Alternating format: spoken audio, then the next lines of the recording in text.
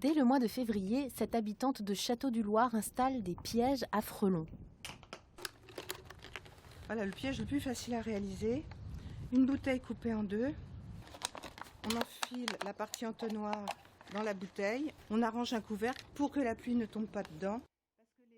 Le piégeage, une nécessité, car depuis quelques années, la menace du frelon asiatique plane sur ces petites protégées, les abeilles. L'été dernier, sa ruche a subi de nombreuses attaques du féroce prédateur.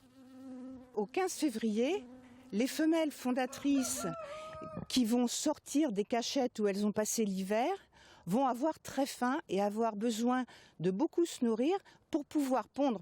Donc leur seule idée, bien sûr, c'est de construire un nid et de commencer à construire leur colonie. Raison pour laquelle il est nécessaire de commencer le piégeage bien avant la belle saison, du 15 février au 1er mai, et ce afin d'empêcher la formation de nids qui peuvent atteindre jusqu'à 5000 individus.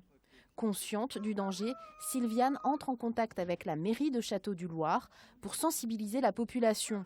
Une question prise au sérieux par la municipalité qui a dû faire détruire pas moins de 8 nids de frelons asiatiques rien qu'à l'automne dernier. La particularité de ces nids, c'est que ce sont des frelons qui se nichent dans des arbres et souvent dans des très grandes hauteurs. Donc la destruction de ces nids est particulièrement difficile.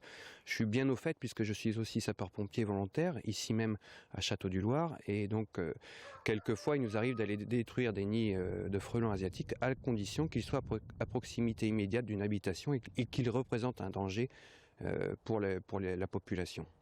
Des interventions qui ne sont pas sans danger, même pour des pompiers avertis. La piqûre d'un frelon peut être mortelle.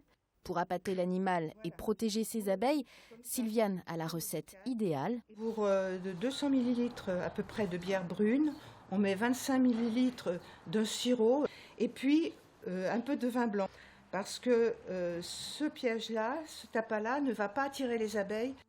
Des abeilles garantes de la biodiversité et menacées par un frelon asiatique beaucoup plus agressif que son cousin européen.